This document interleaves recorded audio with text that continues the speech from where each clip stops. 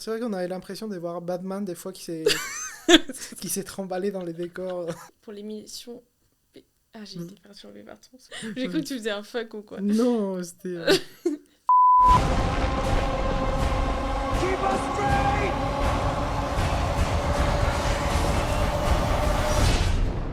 Alors, bonjour à toutes et à tous. Nous sommes Lénaï et Roanne. On fait partie de Sunuclap, une association qui anime des ateliers de réalisation et montage. Et aujourd'hui, dans l'émission Pellicule et Indo, on va vous présenter le dernier film de Christopher Nolan et on va faire une critique très aiguisée sur ce film.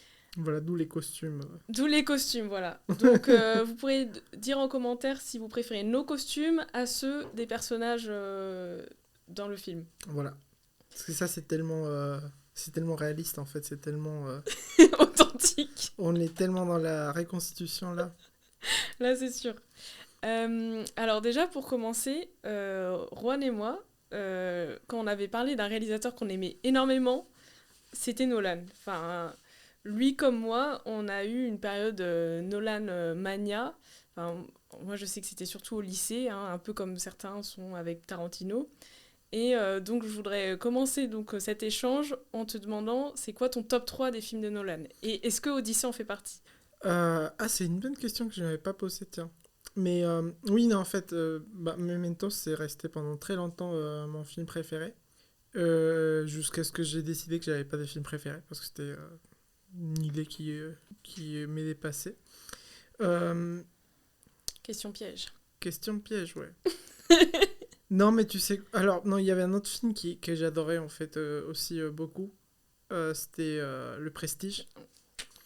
C'était vraiment un film que j'ai adoré, qui m'a énormément poussé aussi à aller dans le cinéma. Batman, bien sûr. Mais non, tu sais quoi, mes top 3, ça va être... C'est dur. Non, ça va être Inception, Le Prestige et Memento, il n'y a pas d'or. Si Memento, il est en premier, quand même. Ah, purée, Ouais. mais alors je crois qu'on aime les mêmes choses chez Nolan alors. Parce que je crois que mon top 3 c'est ça. Même si. Ah ouais, non, bah Dark. En fait, est-ce qu'on met Batman dedans ? Parce que c'est.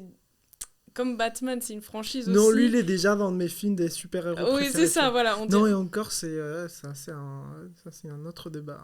Tout le monde dirait que c'est Interstellar le meilleur, enfin, pour énormément de gens. Interstellar, pour la plupart des gens, il est beaucoup plus aimé qu'Inception. Inception, il y a plein de gens qui l'aiment pas. Et j'ai jamais compris pourquoi. Bah, je pense qu'ils l'ont pas assez... Enfin, ils n'ont pas tout regardé, hein, à mon avis. Moi, j'ai galéré, hein. Je crois qu'Inception, c'est un film que j'ai essayé de voir 3 fois. Ah ouais ? Oui, j'avais pas... Mais juste, j'avais pas... Soit j'avais pas accroché, soit c'était pas le bon moment, soit c'était... Hmm.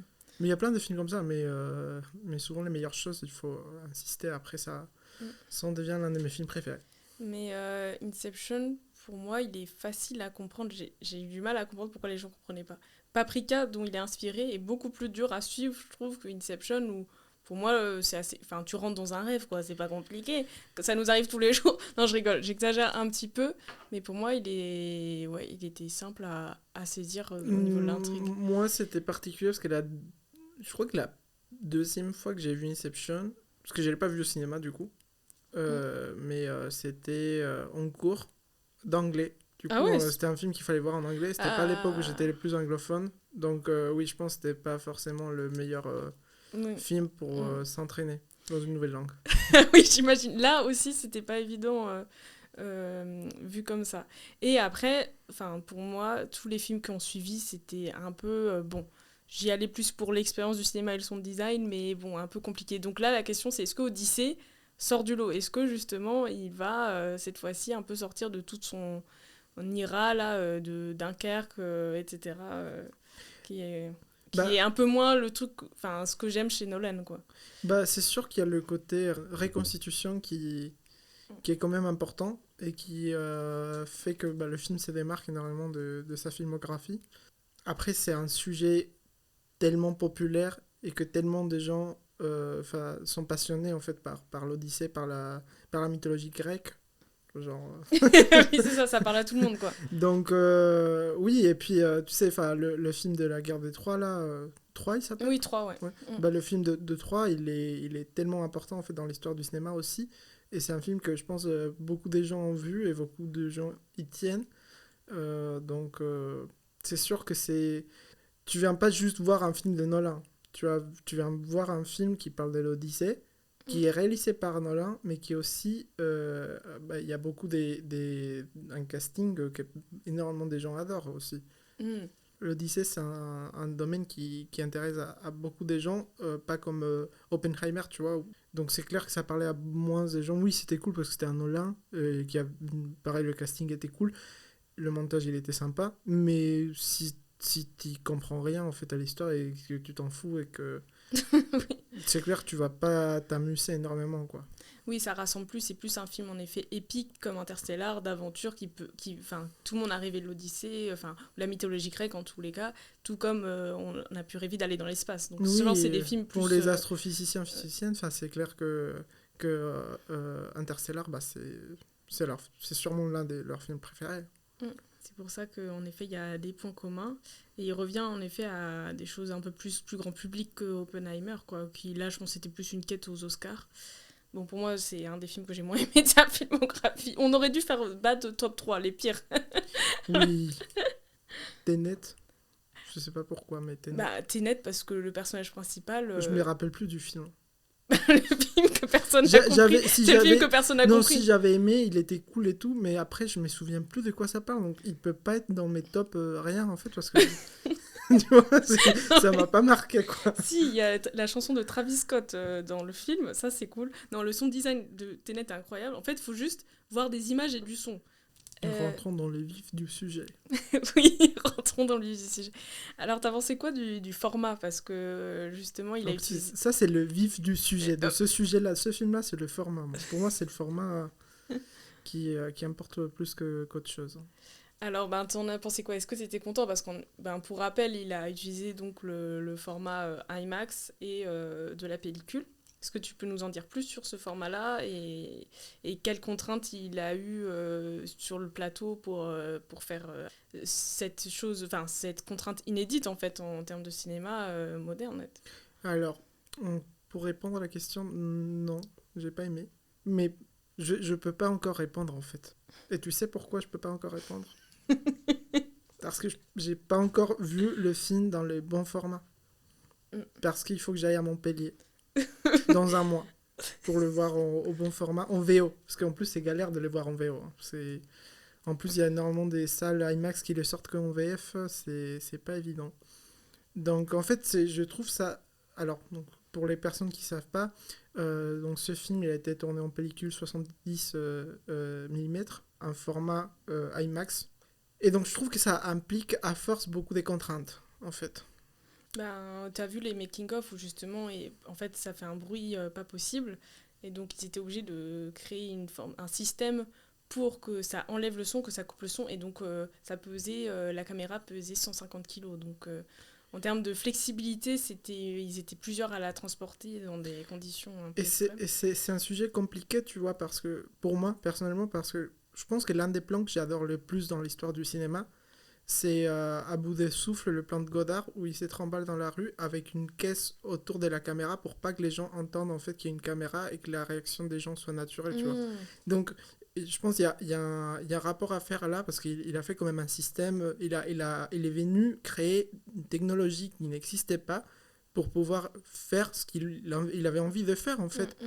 Et il y a des réalisateurs aussi, Abel Gans, je sais pas si tu vois avec le film Napoléon qu'il a fait en 1940 machin, et où en fait lui il s'est dit, moi pour représenter Napoléon et l'histoire de Napoléon, j'ai besoin de créer un nouveau système qui n'existe pas encore. Enfin, la technologie qui existe actuellement ne me permet pas de... Donc, il a inventé un système, en fait, où il y avait 4 écrans de cinéma projetés en même temps, et il y avait les 4 caméras, du coup, et les 4 projecteurs qui passaient en même temps pour vraiment montrer la brutalité de la guerre, comme il l'avait décrit.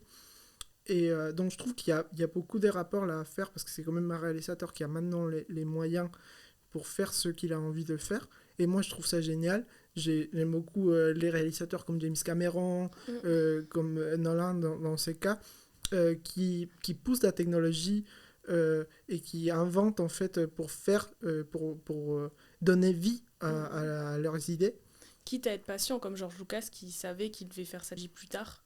enfin la seconde trilogie, pour être sûr d'avoir les moyens techniques. Mais c'est ça, les Seigneurs des Anneaux, tu vois, c'est des films, en fait, ils ont créé la technologie, et je pense que ça se voit, et c'est la raison pour laquelle beaucoup de ces films-là, en fait, ils durent dans les temps, et s'inscrivent vraiment dans l'histoire, et ils vieillissent pas, en fait, ces films-là.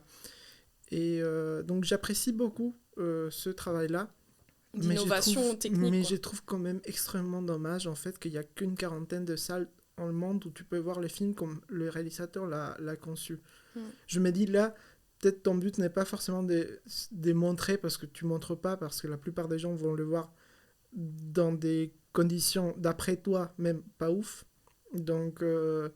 c'est pas comme la 3D où ça s'est démocratisé, n'importe qui pouvait... Enfin, la 3D, tout le monde y avait accès, quoi. Oui, donc, non, peut-être qu'il soit plus patient et faire ça pour un prochain projet, quoi. Ça pouvait être projeté n'importe où, en fait. Donc oui, ça aurait été peut-être pas mal de, tu vois, développer cette technologie-là avec des films essais, et après tu viens et tu ramènes ton super sujet avec ton super scénario, et tu le poses, et tu le mets correctement. Pourquoi ? Parce qu'il y a tellement des contraintes, en fait, que ça pose le format qu'il a choisi, surtout parce que c'est la première fois, on est encore dans la découverte de comment utiliser ces outils-là, même s'il a dépensé énormément d'argent et qu'il a créé, il a inventé des méthodes, des miroirs pour le cadrage. Ça a peut-être dû limiter en effet certains axes de cadrage, etc. Parce que moi, il y a plein de fois où le cadrage... Bon, moi, je l'explique plus par rapport à la sensibilité du réalisateur, qu'il n'a pas assez cette fibre sensible pour savoir trouver le cadrage exact à chaque fois. En général, c'est bien, c'est maîtrisé, mais parfois, je suis genre, mais pourquoi il cadre comme ça ? Même des séquences d'action... Ne parlons pas des séquences émotionnelles, vu que là c'était plutôt catastrophique, mais on y reviendra plus tard. Le format, il y avait une grande contrainte, il ne pouvait pas faire plus de 3 heures de film, alors qu'à la base Nolan voulait faire plus de 3 heures de film, donc pour moi c'était bien parce que ça fait que ça a pu concentrer l'histoire au lieu qu'il parte trop dans tous les sens. Il a été obligé de limiter, mais peut-être ça a eu des... Enfin, je sais pas ce que tu as pensé de ça, quoi. Non, moi je l'ai senti en vrai l'histoire assez restreinte. J'aurais aimé justement développer plus certains dialogues. Il y avait j'avais vraiment cette impression, en fait, en regardant surtout la première moitié du film, que j'étais là, mais je regarde pas le film, en fait. J'ai l'impression que c'est une grosse bande-annonce pour un film qui n'est pas là parce que... Tu vois, parce que c'était assez coupé. Je sentais des ellipses dans un dialogue, tu vois, dans un champ contre champ. Et peut-être que c'est l'œil du monteur aussi qui est derrière, parce que j'ai demandé à d'autres gens, et d'autres gens n'ont pas forcément senti cela. Des fois, ça peut donner, tu vois, cette idée des flashbacks, ou peut-être c'était le but, mais après, oui, en regardant, en effet, ce qu'il a dit, en effet, il y avait une contrainte de temps à cause du format IMAX pellicule de 3 heures, et donc, il fallait condenser le film. Peut-être qu'il aurait dû en faire 2 films. Moi, je pense qu'il fallait faire 2 films. Mais... C'est vrai que ça aurait été une bonne solution. Surtout en effet, pour faire cette fameuse Odyssée épique. Surtout parce que il y a beaucoup du film qui et ça, c'est pas des spoilers, mais il y a beaucoup du film qui parle de la guerre des Troie. Mais la guerre des Troie, de base, c'est pas dans l'Odyssée, en fait, c'est dans l'Iliade que ça se passe. Donc peut-être en faire 2 films... Voilà, peut-être que ça casse un peu le côté Nolan d'être chronologique et mettre tout n'importe où dans sa ligne de temps, mais moi je vois les contraintes à cause de ça. Et après aussi, le côté grain, je pense que j'ai un problème maintenant avec ça, parce que moi j'aime beaucoup les grains dans le film, mais je trouve qu'aujourd'hui on est dans un monde où le fait d'utiliser des tournées en pellicule n'est plus un choix esthétique, stylistique et vu qu'on peut le recréer en numérique. Non, pas forcément, parce que moi je trouve que c'est pas pareil, hein. Mais c'est que c'est devenu un truc élitiste, tu vois, un truc de oui. Mon film a le niveau parce qu'on a les moyens, tu vois. Et ça, c'est un truc que je trouve... C'est un truc de prouveur, quoi. Les films de A24, pour moi, ils ont participé énormément à ça, en fait. Maintenant, le fait de pouvoir dire que ton film a été tourné en pellicule, c'est un atout dans la com du film, plus qu'un choix d'auteur, tu vois. Et je sais que chez Nolan, c'est vraiment un choix d'auteur de tourner en pellicule. Mais je trouve que du coup, pour dépasser ce nouveau standard des films hollywoodiens, il a dû aller plus loin et il a dû ramener et créer un truc que personne n'avait utilisé. Et ça a ramené des contraintes qui ont impacté, d'après moi, quand même, à l'esthétique du film. Et si, oui, on parlait de la colorimétrie, parce qu'en effet, je pense que c'est clair que ça va être difficile de travailler l'étalonnage sur une pellicule, tu dois scanner, et la plupart des logiciels de montage aujourd'hui, des colorimétries, sont plus créés en pensant à des films, à des caméras numériques, avec log, avec ces formats-là.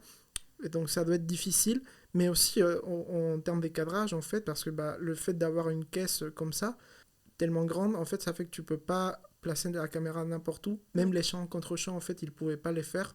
Il n'y avait pas façon de faire les champs contre champs, donc c'est là où il a dû créer un système des miroirs.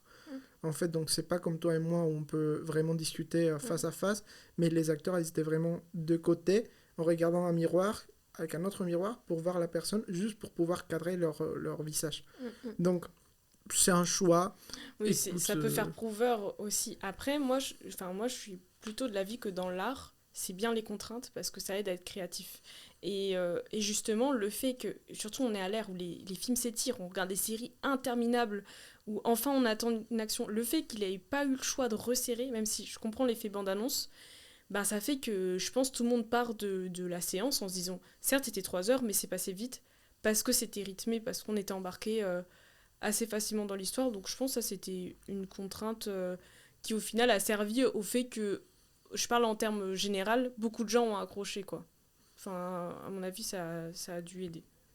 Après, c'est vrai que je trouve du coup élitiste dans ce sens, en fait, le fait que, oui, pas tout le monde peut avoir accès au film là où, comme toi tu voudrais. Parce que même quand il y a eu Oppenheimer qui sortait, il y avait des gens qui essayaient d'aller voir vraiment dans les salles spécifiques. Et lui, je me rappelle, il avait dit, ça c'est les 2 places dans la salle du cinéma, les 2 places où tu peux vraiment vivre l'expérience à 100%. Oui, c'est un truc d'élitiste, quoi. Oui, non, et encore, oui, c'est élitiste, mais au final, je me dis, écoute, c'est un type, il a des thunes, il fait ce qu'il a envie de faire, il fait son art comme lui, il a envie de faire, il le fait pas pour les gens. Visiblement, il le fait pas pour les gens, il le fait pour lui. Et cool, franchement, chapeau, fais tes trucs. Là, j'ai un gros argument pour défendre ce format. C'est que, pour moi, le gros souci de Nolan, c'est que même si j'adore beaucoup de choses, son obsession envers le temps et tout, notamment, il a un cinéma quand même très froid. Il a un énorme problème à suggérer l'émotionnel. On le voit avec les dialogues amoureux et tout. C'est très compliqué pour lui. Il faudrait que peut-être qu'il s'associe avec quelqu'un comme Dolan, par exemple, pour faire le jeu de mots, qui sait parler de ça. Mais justement, la pellicule vient rapporter ce côté physique et pour enlever ce côté froid de Nolan. C'est pour ça que, pour moi, il faudrait qu'il continue avec la pellicule, quitte à faire des choix un peu moins ambitieux pour le reste. En vrai, le format, il aurait pu être une pellicule, même en 35 mm. Oui, voilà. Non, oui, 14K, en fait, c'est ça. Non, mais je me demande si même lui, tu vois, il a accès à un cinéma où il puisse voir ses films comme il... Oui, je pense qu'il l'a. Il l'a dans sa villa. Oui, sûrement, ouais. Après, il doit être bien content. Je pense qu'on peut parler du montage du film. Toi, t'en as pensé quoi ? T'as pensé quoi du montage Honnêtement, encore une fois, c'est des films qui me séduisent parce que le montage, il est pas linéaire, quoi. Donc ça, c'est pour ça que beaucoup de gens ont été fans de Nolan, toi comme moi, c'est le fait qu'il joue avec les lignes de temps, il est très fort pour ça, pour raconter des films dans différentes lignes de temps. Bon, parfois, on a vu l'excès dans Tenet où il va un peu trop loin là-dedans, au point que même lui, je pense qu'il sait plus ce qu'il raconte. Mais là, il est fort pour ça, et donc le montage sonore, génial. Le sound design, les musiques... ça crée une ambiance vraiment, vraiment sympa avec ils ont même utilisé pour la musique une flûte qui date de cette époque-là, qu'ils ont essayé de reconstruire parce que justement il n'y avait plus la hanche de la flûte et donc ils ont dû la reconstruire par rapport à des recherches, etc. Et donc non, ils ont fait un super travail sonore. Voilà, moi c'est le genre de film que j'aime et justement il a fait en sorte de pas trop perdre les gens, à part peut-être à l'introduction qui était trop rapide, mais je trouve qu'on arrivait, je pense, à situer au final l'histoire, à la reconstituer malgré qu'il joue avec... Et c'est pas facile, hein, franchement. Non, c'est un grand travail. Je félicite la monteuse, j'ai oublié son nom, mais une monteuse qui a vraiment gérer ça. Et en plus, là où le montage a bien servi l'histoire, c'était que comme on parle de tradition orale, donc de films qui sont énoncés à l'un à l'autre, à chaque fois Ulysse, on le voit raconter l'histoire à différentes personnes. Et du coup, ça marchait bien de travailler sur les lignes de temps, vu qu'à chaque fois, il change d'interlocuteur. Je trouvais ça réussi. Et on s'ennuie pas, quoi. Ça fait qu'on s'ennuie pas. Oui, non, tout à fait. Moi, c'est juste que j'aurais aimé voir plus d'histoire, mais pour moi, c'est plus ce dont on parlait tout à l'heure. Parce que c'est vrai que le montage chez Nolan, j'ai toujours apprécié ça énormément. Franchement, le travail qu'il fait avec des choses tellement simples, en fait, juste, c'est un frame blanc. Ce que tu peux faire avec un frame blanc, c'est incroyablement bien maîtrisé. Tu sais, il y a une séquence où on voit un peu le pouvoir des dieux qui tombe sur l'équipage. Et c'est puissant avec des effets très simples en fait. Et pour moi, ça c'est du cinéma. Pour moi, il y a vraiment un cinéaste derrière, plus que quelqu'un qui fait du théâtre filmé comme on a tendance des fois à voir dans les films de reconstitution. Oui, c'est vrai qu'il a. En fait, c'est pour ça que c'était une super rencontre entre un mythe et Nolan, parce que Nolan, on va dire, c'est un peu dans les réalisateurs connus en ce moment, c'est le réalisateur très contemporain. D'ailleurs, le trouve en forme. Hein. Il est assez jeune dans sa manière de mettre les choses en scène, alors que je sais plus quel âge il a, mais je le trouve quand même. Il a encore la pêche pour faire des films comme ça. Et en effet, avec juste des cuts qui soient mis de manière un peu originale.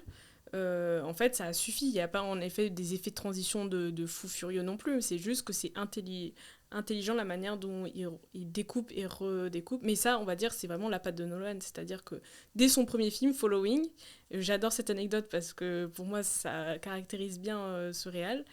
Ce Following, il faut savoir que ça a coûté que 1 000 €, 1 000 $. Ou 1000, non, il est anglais, donc c'était 1 000 livres. Ça a coûté 1 000 livres son film, et là, il fait un film à 250 millions. Et dès son premier film, il y avait cette idée d'entrecouper le temps. Donc, c'est-à-dire que c'est ça sa patte, quoi. Oui. Et il le réussit toujours autant, quoi. Oui, et il y a un mélange, il y a un grand mélange, parce que, tu sais, il y a beaucoup cette histoire de Nolan, tu sais, quand il parlait d'Oppenheimer, et qu'il disait, il n'y a pas de CGI dans mon film, c'est vraiment que des effets physiques, enfin mécaniques ou en montage, quoi. Et je trouve ça génial qu'il assume le fait qu'il est obligé en fait d'utiliser des effets numériques de la 3D pour ces films-là, mais il mélange ça quand même avec ses effets de montage en fait. Et ça, bon, je pense qu'on parle pas des spoils là parce que c'est quand même, enfin, on parle de l'Odyssée, donc on va parler des épisodes, des moments qui se sont passés, que les gens savent, qui existent, mais notamment, je pense à la séquence en lit de Circe. Ouais. Tu sais, il y a des effets de CGI c'est très bien fait, mais qui se mélangent avec les effets des cuts, quoi, du montage pur et le son, et c'est très bien géré en fait. C'est très puissant, c'est simple. Oui, il y a des moments où il est obligé en fait, parce qu'on est quand même dans un film qui parle des mythologies grecques, donc tu es obligé des fois d'aller chercher des monstres ou des créatures qui t'es obligé de le faire en CGI, et pas tous, hein, parce qu'il y a quand même un bon animatronique assez génial. Oui, le cyclope là, qui fait combien de mètres de haut déjà ? 18 mètres, ouais, et c'est incroyable en fait son travail. Ouais. Mais il fait et un surtout mélange... qu'on le fait plus en ce moment, non. C'est que de la 3D, alors que là vraiment les acteurs ont eu le privilège de jouer avec un vrai géant, quoi.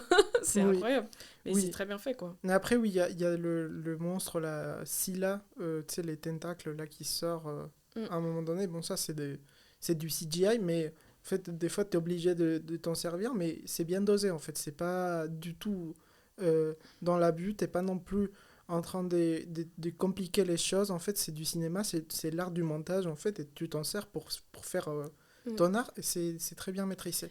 C'est vrai qu'on pourrait même dire que le meilleur effet spécial, c'est le cut. En vrai, et il l'utilise vraiment, à chaque moment, quoi. Ouais. Et d'ailleurs, t'en as pensé quoi, toi, par rapport aux créatures, t'es satisfait de tous les monstres qui apparaissent ? Enfin, moi, personnellement, j'ai trouvé ça vraiment génial. Après, il y avait la touche Nolan, tu sais, très moderne dans les costumes.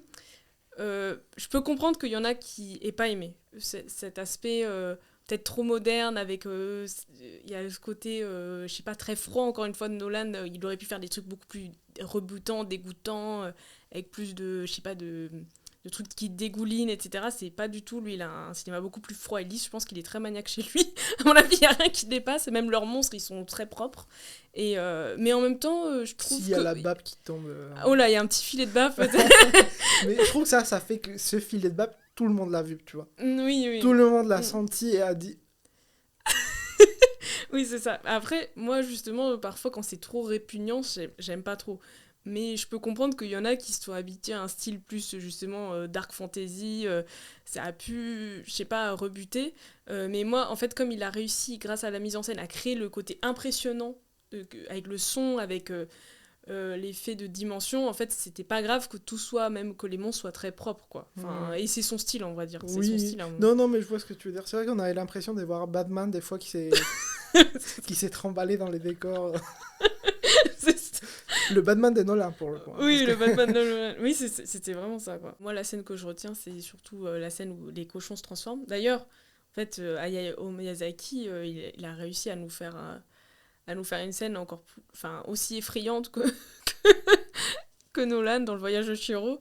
Mais moi, ça m'effraie. Hein. Franchement, j'ai fermé les yeux. Hein. J'étais comme une gamine devant Le Voyage de Chihiro, vraiment. J'étais allé avec des gens, et pareil, à côté de moi, c'était trop drôle. J'ai trouvé ça trop drôle, en fait, la réaction des gens. Parce que j'aime bien ça, en fait. Le cinéma, c'est une expérience collective. C'est ça. T'es là aussi pour voir comment les autres réagissent. Et ça a un impact aussi dans ta réaction à toi. C'est ça. Ah, donc, non, mais j'ai adoré, c'est le genre de scène avec le son, des cochons et tout. Non, j'ai beaucoup aimé la scène où il se communique avec les morts aussi. Ah, je trouve oui. que la mise en scène, c'était incroyable. Ah ouais. Et les effets visuels, à ce moment-là, j'aurais voulu que la scène dure et dure. Mais comme je t'ai dit, ça allait perdre à l'harmonie du film si pour moi ça s'étirait trop, quoi. Oui. Mais là, pareil, cette scène qui a été tournée en Islande. Celle-là, pour moi, était trop rapide. C'est l'une des scènes où je me suis dit... Mais pour que tout le film tienne, comme je l'ai dit. Par contre, oui, si je comprends maintenant la contrainte de temps qu'il avait, que lui-même il s'est imposé tout seul en choisissant ce format. Bon. En tenant compte de ça, j'apprécie énormément qu'il ait laissé le temps, l'espace, l'air à la fin de vraiment... les dialogues, ils n'étaient pas pressés. Il a vraiment décidé que la fin, le dénouement, il se passe... il se passe en calme et qu'on ait le temps de le saisir correctement, surtout parce qu'il y a un message très fort derrière. Donc, Ouais, justement, j'aurais préféré que ça s'étire plus pendant l'Odyssée qu'à la séquence de fin, mais en effet, on allait perdre dans la force de ce qu'il voulait raconter et peut-être en compréhension même de l'histoire. En fait. On a l'impression qu'il y a des scènes, justement, ce que je disais tout à l'heure, des l'Iliade qui sont plus importantes que des scènes de l'Odyssée. Donc c'est un peu... bon. C'est vrai, mais pour comprendre peut-être l'Odyssée, il faut qu'on... L'Iliade aussi, le fait que Nolan, il parle d'un film qui parle d'une Odyssée de 10 ans, c'était sûr qu'il allait aimer, vu que c'est un projet qu'il a en tête depuis très longtemps, pour jouer sur cette... lui, il est obsédé par le temps, cette histoire de temps. Donc, en effet, et qu'il joue avec les flashbacks avec l'Iliade, sinon... Il aurait pu faire la suite des 3 avec Brad Pitt aussi. Ah oui, ça aurait été pas mal. Hein. Il s'est embêté à chercher dans les 4 coins du monde des décors, et quand même, son village, là, à... Ithaque, voilà, le village d'Ithaque, je le trouvais assez vide, quoi, encore une fois, elle est trop propre ta maison, Nolan, arrête, il manquait il manquait de vie, tu te dis, mais ils sont 4 clampins ou quoi? On voit une cabane avec 3 personnes, c'est ça la ville, tu vois, c'est ça les... Et là, ça manquait de vie, quoi, même la salle finale, même s'il a, du coup, dans les décors naturels, les paysages, ça fait le taf, mais par contre, les intérieurs... Sachant qu'il s'est vraiment embêté à trouver à chaque fois des intérieurs qui fassent réalisme, mais là, c'était trop vite. Quoi. Et je crois qu'il y avait un peu un trou là qui s'est créé à cause de ça dans le scénario, c'est que tu avais quand même cette impression que souvent on parlait du retour d'Ulysse, le roi, et comme tous les gens attendaient son retour, et en fait, tu vois pas ces gens, tu vois pas son peuple, tu vois pas la ville dont on parle, en fait, c'est qui? C'est 3 personnes, quoi. C'est ça, en fait. De toute façon, pour moi, on y reviendra après, mais pour moi, le gros défaut de Nolan, c'est l'écriture des personnages et du coup qu'on sent de l'authenticité, parce qu'en fait, c'est quoi cette ville? On sent pas le temps qui s'écoule vraiment dans cette ville. Les personnages changent à peine, ou comment la ville évolue, qu'on se situe, qu'est-ce qui se passe. Et d'ailleurs, il y a des petits soucis au niveau... ça m'a fait beaucoup rire. C'est, Van Damme, donc l'acteur, il a une énorme barbe, mais ses cheveux, ils poussent pas. Déjà, alors qu'il y a 10 ans qu'il se passe, il a son énorme barbe et ses cheveux, non, quoi. Non, mais c'est vrai que si tu voulais faire sentir couler le temps, peut-être Anne Hathaway, c'était pas le bon choix de... de personnage. aussi. Mais le souci, c'est qu'elle a fait quand même beaucoup de botox, etc. Donc en gros, elle se force, elle donne toute son énergie à pleurer pour réussir à ce que ce soit authentique, au lieu de montrer des nuances déjà dans le personnage, qu'elle puisse avoir d'autres émotions que juste être... alors ça se voit que c'est une femme qui est censée être forte, qui a de la poigne, qui a de la malice en fait. Et du coup, là, son botox joue contre elle. Charlize Theron, pareil, avec sa chirurgie. Après, le souci, c'est que c'est pas de la faute de ces actrices. Le problème, c'est qu'il y a tellement un souci à Hollywood et aux États-Unis notamment. Non, mais même en général, pour que les femmes elles soient pas castées à partir d'un certain âge. Donc c'est comme si elles avaient une pression sociale énorme sur elles pour faire jeune, pour rester jeune, pour avoir des rôles, donc chirurgie, botox, etc. Et sauf que déjà c'est anachronique totalement par rapport à l'époque. Et en effet, ça perd en jeu d'actrice, ça perd en émotionnel et en authenticité, quoi. Oui, non, complètement. On n'a pas ressenti l'effet des 10 ans qui passent avec Matt Damon qui est toujours plus en plus musclé. Et, Il y a les jeunes qui représentaient Robert Pattinson. Ah oui, qui ressemble pas du tout d'ailleurs. Si, un peu. Moi, c'est même pas du tout la même alors avec le chien, du coup. Avec le chien, oui, il y a que le chien qui montre l'effet du temps qui s'est... Non, et encore, quand il était petit, le chien, tu sais, au tout début, on dirait pas que c'était le même chien. Oui, donc il y a un petit souci là-dessus, quoi. Mais donc, je trouve que Nolan, en effet, il a un gros souci pour écrire ses personnages. Par exemple, Ulysse, il est en proie aux doutes, aux questionnements intérieurs. En fait, il n'a pas pris de la bonne manière parce que ce qui est suggéré, c'est que finalement, il y a une part de lui inconsciente qui ne voulait pas vraiment rentrer. Là, j'ai pris le temps, et rien que pour vous, les spectateurs, de décortiquer Philosophie Magazine. Il y a plein de chercheurs depuis je ne sais combien de siècles et d'historiens, de philosophes qui ont décortiqué l'Odyssée. Aucun, Nolan se permet de réinterpréter ça, aucun n'interprète le fait que Ulysse ne voulait pas rentrer chez lui. Non, c'est vraiment Ulysse veut absolument rentrer chez lui, son inconscient, son conscient, et c'est cette force, cette vitalité qui fait qu'il a vraiment, envie, besoin de rentrer chez lui. Et c'est ça, et qu'il y a plein d'éléments, les dieux, la colère des dieux, tout ce qui le met sur la route l'empêche de rentrer, mais il n'y a pas une part inconsciente de lui. Et là, c'est le côté très moderne, très psychologisant, on est maître de soi-même, notre inconscient nous joue des tours. Pourquoi pas faire cette interprétation, mais là, c'est vraiment Nolan qui parle, je pense, de lui. Un personnage qui est très intelligent, qui, au final, crée quelque chose de monstrueux qui lui échappe. Du coup, il fait la même histoire qu'avec Oppenheimer là-dessus. Donc ce film, en fait, pour Nolan, c'est ce film, le monstre qu'il a créé qui lui échappe. Oui, c'est ça. Parce que le format, il est trop abusé. Oui, c'est ça. Mais je pense que ça parle de Nolan, cette histoire de quelqu'un qui... Quelqu'un qui réfléchit trop et il voit son œuvre le dépasser. À un moment, il s'est demandé c'est quoi l'empreinte des carbone de ce que je suis en train de faire. Oui, c'est ça. Je pense qu'en gros, ici, c'est exactement ça. Désolé, petit spoiler alerte là-dessus. À la fin, même s'il se repentit en mode qu'est-ce que j'ai fait comme monstre, qu'est-ce qui s'est passé, au final, il zigouille tout le monde quand même. Il veut quand même se venger. Donc en fait, il apprend pas du tout. Genre, il voit une guerre atroce, il se remet en question en mode c'est pas bien la guerre. Et après, en fait, il décide de buter tout le monde quand même. Ulysse, il est censé être tacticien. Il est censé vraiment être quelqu'un de méthodique. À aucun moment on le montre. À aucun moment on montre. Normalement, c'est quelqu'un de rusé, de filou. Enfin là, c'est juste un homme. Je pense que ça, c'est ce que j'ai aimé le plus, tu vois. Le choix d'adaptation de vraiment changer cette idée-là de... Cette interprétation. Oui, parce que c'est un côté d'auteur, tu vois, au final. C'est une caractéristique, comme tu l'as dit, tu l'as vu dans d'autres films. C'est un auteur, quoi, le type. Donc c'est bien, mais après, c'est peut-être que j'ai tendance... récemment à voir ça dans tous les films que je regarde au cinéma, mais j'arrête pas de voir des métaphores du monde dans lequel on vit. Oui. Et vraiment des guerres qui se passent actuellement, des problèmes politiques qu'on a dans tous les continents actuellement. Donc c'est important, je trouve, de se remettre en question, tu vois. Et c'est hyper intéressant ça, parce que c'est vraiment un truc qu'on s'est pas demandé en fait. Et que moi, je me rappelle quand j'ai vu 3 pour la première fois, j'étais petit, je l'ai vu, il passait à la télé le film.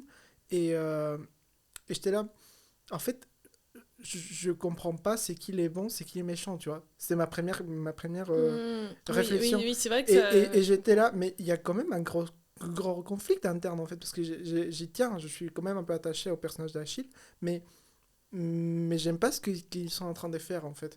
Et il n'y a pas un dénouement, en fait, en disant, voilà, tu sais, en mettant en clair les choses. Parce qu'au final, il y a quand on parle des 3, il y a quand même Hélène qui est une grosse victime en fait de toute l'histoire. Mm. Et il n'y a pas une fin joyeuse, tu vois, pour elle, en réalité.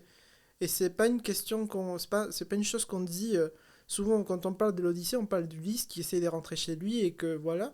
Mais les dégâts, c'est important d'en parler en fait. Et c'est une bonne réflexion et c'est un bon. Je disais au début que j'ai pas aimé le fait qu'ils introduisent énormément des séquences des Troies en fait et des l'Iliade dans ce film. Mais en fait, j'aime beaucoup le fait qu'ils l'ont fait à cause du sens qu'il donne à Oui. ces événements-là. Ouais. Non, mais en fait, moi, je pense que c'était des bons choix. En vrai, moi, j'ai kiffé les séquences où il se remet en question, il se dit qu'est-ce que j'ai fait, mais c'était juste pas cohérent avec la fin. Et même à la fin, il a un happy end, alors comme tu dis, il y a énormément de victimes derrière lui. Il y a une sorte de happy end pour lui.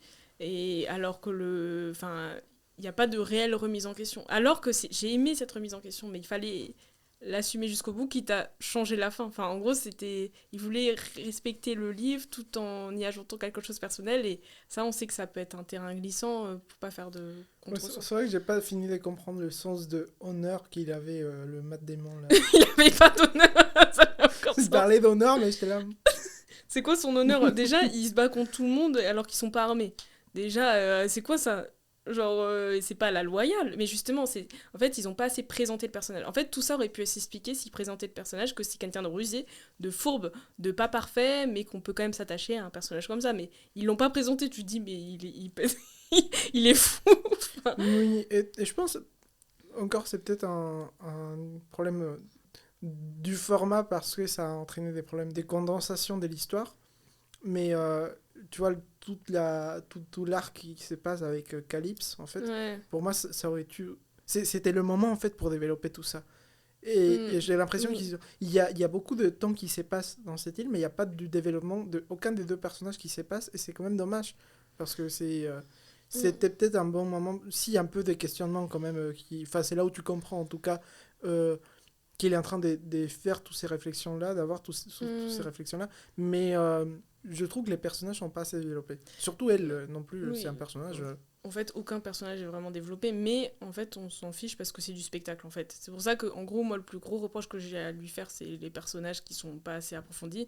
Mais en même temps, on vient voir du spectacle, on vient voir du rythme, on vient voir de l'épique, et il a réussi ça, mais à défaut en effet, de certaines dimensions émotionnelles. Après, pour Calypso, les séquences avec Calypso, ça allait parce que je pense que l'idée, c'était surtout ressentir cet effet d'éternité. Il a réussi à créer l'ambiance. En fait, on comprenait où il se situait et avec cet effet, enfin cet endroit, enfin, le décor, les lieux, l'ambiance était réussi. Quitte à ce qu'en fait quelques infos nous échappent, mais au moins on saisit dans quelle ambiance il se trouve et ça, je trouvais ça assez réussi. Mais c'est dommage parce qu'à aucun moment tu les vois les deux personnages qui tombent amoureux en fait. Et ça c'est un truc qui est quand même important dans l'histoire et c'est la raison pour laquelle il débarque ici en fait. C'est parce qu'il n'y a que des héros qui vont tomber amoureux en fait, Ouais. dont elle va tomber amoureuse, qui débarque et c'est justement sa malédiction à elle. Mm. Et c'est un peu dommage en fait que... Parce que là, ça aurait, tu vois, encore plus joué à la décision. C'est vraiment une décision qu'il prend de je vais rentrer chez moi. Mm. Mais justement, c'est le souci de Nolan. Il ne sait pas parler d'histoire d'amour. C'est son souci. Il ne sait pas mettre de l'émotionnel à aucun moment. Et donc tout ce qui est amoureux, mais ça lui échappe totalement. Par exemple, je pense à ce cadrage atroce sur Anna Thaoué et Matt Damon dans leur scène intime, la scène clé où ils sont déchirés. Anna Thaoué, elle fait que pleurer pour son retour, alors que par exemple son personnage, Pénélope, normalement est assez coquette. C'est-à-dire qu'on aurait pu jouer sur une tension avec Robert Pattinson, sur le fait peut-être qu'il se cherche, mais non, ou qu'elle est fidèle, mais qu'il y a un truc où elle joue, elle est joueuse.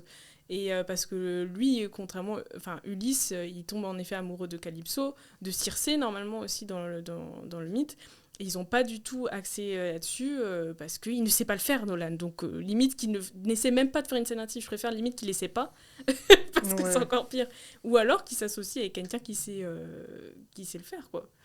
Donc Nolan qui recrute quelqu'un pour... Non, et en plus, franchement, t'es en train d'adapter une chose où c'est très bien fait, Mm. ces liens amoureux qui s'est créés entre les personnages. Donc en vrai, il aurait pu profiter de l'œuvre De l'écriture, originale ouais, de pour l'écriture. se pour tailler ça un peu plus, voilà. Aussi le personnage de Zendaya, c'était le casting.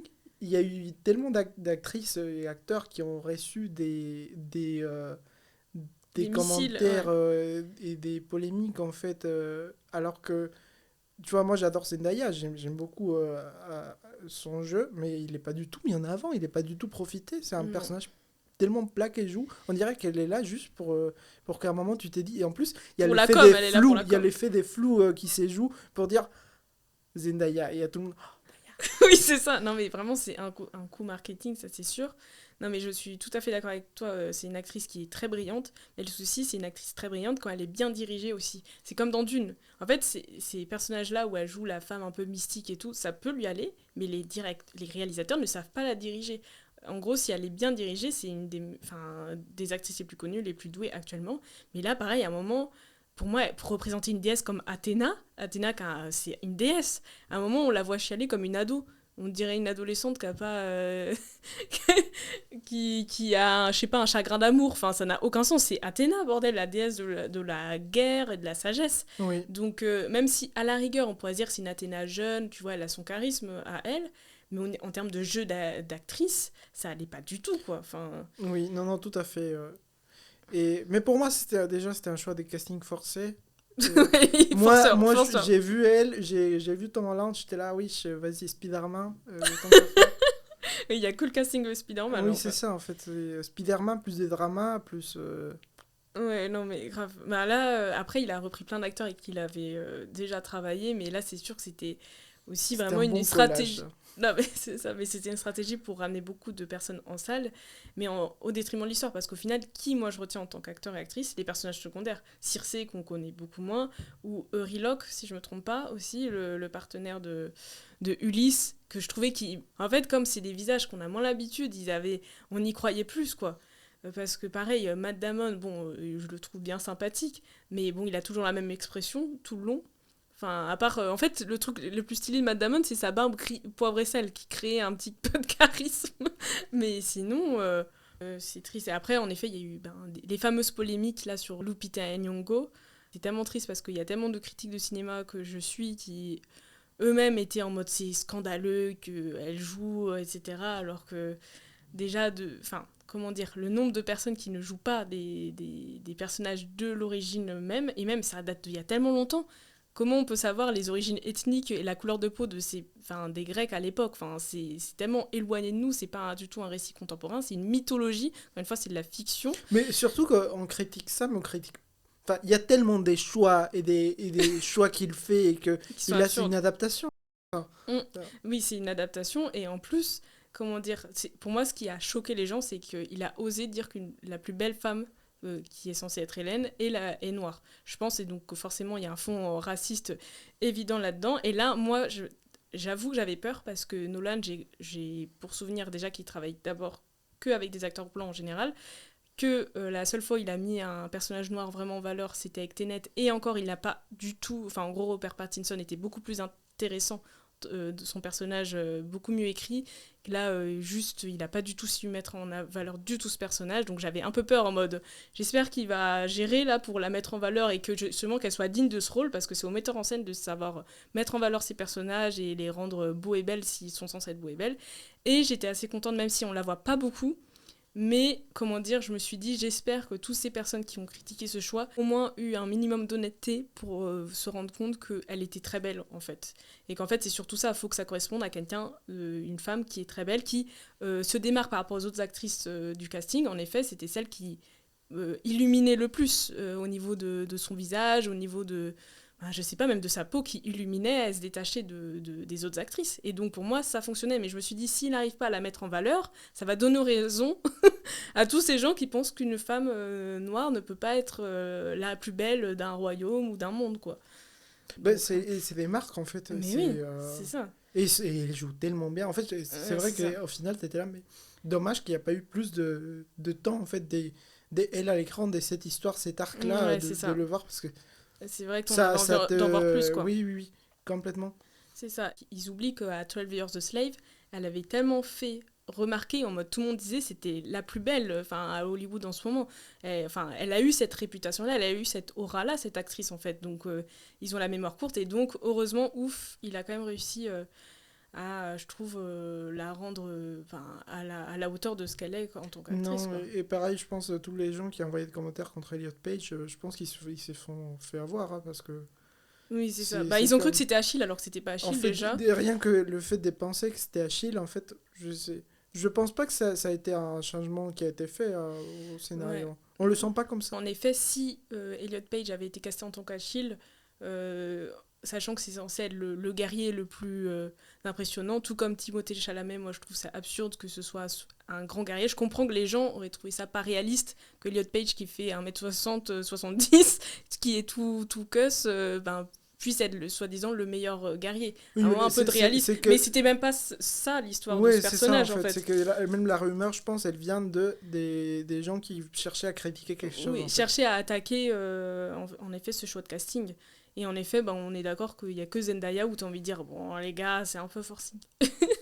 et Tom Holland, toi, t'as aimé ou pas sa prestation? Si, j'ai beaucoup aimé. J'ai beaucoup aimé son jeu. Non, mais j'aime bien lui comme acteur. Hein.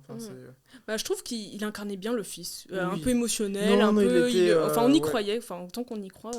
Il est jeune. Oui, mais même il a sa tête de poupon, là. Et à la fois qui a envie de se battre. Enfin, vraiment. Non, mais c'était. On y croyait, quoi. Mais en tout cas, ça faisait plaisir, vu que même si je doute de certains choix, il y a même ce côté nostalgique de revoir Nataway, de voir ces acteurs-là à nouveau à l'écran, ça fait plaisir. Non, et puis pour moi mon acteur préféré de ce film, c'est Robert Pattinson aussi. Mais Robert Pattinson, il est bon partout. On peut, il est vraiment, c'est l'un des seuls personnages hyper connus que vraiment, j'y crois en fait. Je suis dans le film, je suis dans le personnage. Je vois pas Robert Pattinson, je vois je sais plus comment il s'appelle, mais. Ouais, oui, j'ai oublié. C'est le frère de Sinon. Edward Cullen. mais oui, je suis d'accord. Mais peut-être que Robert Pattinson, à l'inverse de Zendaya, lui, je pense que c'est un super acteur dans le sens où je pense quel que soit son réalisateur, il arrivera à bien jouer. En fait, alors que Zendaya dépend beaucoup trop de la qualité de la direction d'acteur. Robert Pattinson, lui, je pense qu'il arrive à créer... En fait, son personnage, comme Nolan ne sait pas bien écrire des personnages avec plein de nuances, lui, il arrive à créer de la nuance. On voit que derrière ce côté méchant, il y a un gros mec, un gars hyper fragile, qui est complexé derrière, tu vois. Est-ce que tu penses la présence de Zendaya dans le film, juste la présence de Zendaya dans le film, et crée plus de tension entre les deux personnages de Tom Holland et de Robert Pattinson? Ah, j'avais pas vu comme ça, mais oui, peut-être. Peut-être à l'inconscient, tu vois, il y a un truc qu'ils disent... J'avais pas vu sous cet angle-là, mais ouais, grave. C'est comme moi, depuis un moment, j'ai envie de voir un film avec Timothée Chalamet et Tom Holland aussi. Juste à cause de Zendaya. Ah ouais. Non mais toi, t'aimes les gossips, quoi. Oui. Non mais moi, je veux juste plus de films, s'il vous plaît. Il n'y a pas une pétition qui peut exister, plus de films avec Timothée Chalamet, plus de films avec Pierre Ninet. Moi, juste qu'ils arrêtent d'avoir tous les rôles principaux et avec toujours, ils jouent soi-disant des guerriers alors qu'ils sont tout fins. Enfin, arrêtez. Et là, pareil, on s'acharne sur Elliot Page dans ce cas-là, alors que... arrêtons dans ce cas-là Pierre Ninet et Timothée Chalamet d'être soi-disant les mecs les plus badass de la planète. Enfin... Genre, c'est des petits intellos de 50 kilos. Ils jouent trop bien. Oh, non, bref, on en parlera une fois. Alors, donc, en ayant discuté de tout ça, si tu pouvais faire quelque chose de différent avec ces films, si toi, tu aurais un choix des réalisatrices et c'est toi qui réalises les films, tu aurais fait quoi différemment? En fait, c'est différent. Ce que moi, j'aurais fait en tant que réalisatrice, c'est que j'aurais plus joué sur le côté musical vu que ça vient des chants. Ça vient, c'est découpé en 24 chansons. Donc, même si j'ai bien aimé leur clin d'œil à la fin là-dessus, et que j'ai adoré le son design, je pense jouer sur le fait que c'est chanté encore plus. Bon, il y a quand même en guest Travis Scott, où c'est un clin d'œil là-dessus d'ailleurs, que c'est une tradition orale et chantée, etc. Mais aller plus dans ce côté musical, vu qu'on sait, voilà, toi-même tu sais que j'aime tout ce qui est chanté et dansé. Donc voilà, je me suis dit que ça aurait été ma contrainte à moi. Au lieu de prendre l'IMAX et la pellicule, ça aurait été comment je restitue sans que ça fasse comédie musicale. D'ailleurs, je pense pas que j'aurais pris ce parti pris-là. Mais comment restituer ces chants, cette histoire contée, plus parler de tradition orale, ça, j'aurais aimé. Oui, c'est vrai que c'est dommage, Travis Scott, il aurait pu quand même... Enfin, cette idée des chanter, genre il est au début, il revient un peu à la fin... Oui, ça fait comme Zendaya, un petit coup marketing, mais ça aurait pu aller plus loin, quoi. Surtout parce que c'est de là que ça vient, l'histoire de base. Donc oui, Et toi, qu'est-ce que t'aurais fait différemment? Bah moi c'est sûr que j'aurais dit on enlève un peu de la thune du format. Ça coûte trop cher. Pareil, les choix des castings. Enfin, c'est de l'argent qui aurait pu être utilisé déjà pour la colorimétrie, l'étalonnage. Tu vois, enfin, Mais c'est je bien suis voir des sûr, étalonnages ratés, ça m'a rassuré. moi j'aurais pu faire plus. Hein. Non, mais non.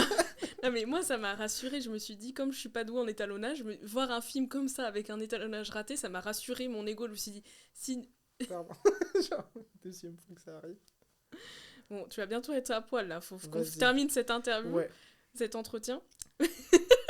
Olé donc, franchement, genre limite, ça m'a rassurée en tant que réal et monteuse, en mode, il y a un étalonnage raté, si eux ils ratent l'étalonnage, je peux rater l'étalonnage en paix. En vrai, il y avait beaucoup de ça. Baisse La pression, tu baisses la pression aussi. Et moi, ça a fait du bien Moi, de voir ça me monte l'ego, tu vois aussi. Mais non, franchement, c'est un peu dommage ça. J'aurais fait, tu vois, ce qu'on disait tout à l'heure, la vie d'Ithac, bah, faire quelque chose de plus développé. Alors oui, il y a eu des sous qui a été mis dans les décors, dans les créatures, dans les costumes.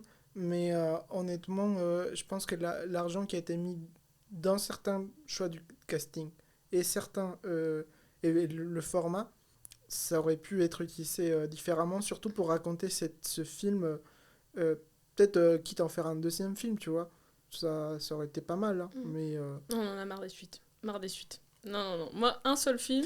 Bah alors un seul film, mais des 5 heures, quoi, et pas des contraintes de format. Et, avec une entracte, ce serait bien pour que les gens aillent aux toilettes quand même. surtout parce que je suis sûr qu'il y a eu il y a eu tellement de matériel qui a été tourné et des plans qui ont été tournés qui ont été juste découpés, enlevés parce qu'il fallait concentrer tout dans un format de moins de 3 heures. C'est dommage en fait. Ouais, donc tu aurais voulu faire une vraie Odyssée très longue. Une Ouais. Odyssée et l'Iliade à part aussi. Ou alors j'aurais pris le film de la guerre de Troie et fait une suite. Ah, ça, c'est une... Avec Brad Pitt. je trouve la meilleure idée que tu as citée là. Moi, j'aime beaucoup l'idée. Mais Nolan, s'il te et plaît. juste, j'aurais... Ouais, choix de casting, genre Anna Thaoué, je l'adore, et Charlize Theron, mais d'autres personnes, quoi. D'autres Bah, visages. vieillissez-là au moins un peu, enfin j'en sais rien. Ouais. Ouais, mais justement, il y a une pression pour qu'elle ne vieillisse pas. Donc, non, mais justement, une autre femme, des actrices qu'on voit moins souvent et tout, enfin, ça aurait été trop stylé, quoi. Avec un autre charisme et Matt Damon, bon, voilà, bon, il fait le taf, il est neutre, quoi. Et donc, pour conclure, voilà, parce que j'aime aussi la philosophie et qu'on est en sponsor avec Philosophie Magazine, qui nous regarde. Non, je rigole. Mais franchement, si Philosophie Magazine, vous tombez sur cette vidéo, on veut bien être votre sponsorisé par vous. Donc là, je vais citer, parce que j'aime beaucoup Deleuze, qui a beaucoup travaillé sur le cinéma. Donc, Deleuze et Félix Guattari ont dit sur Ulysse que l'homme du capitalisme n'est pas Robinson, mais Ulysse, le plébéien rusé, l'homme moyen quelconque habitant des grandes villes, prolétaire, autochtone ou migrant étranger, qui se lance dans le mouvement infini, la révolution.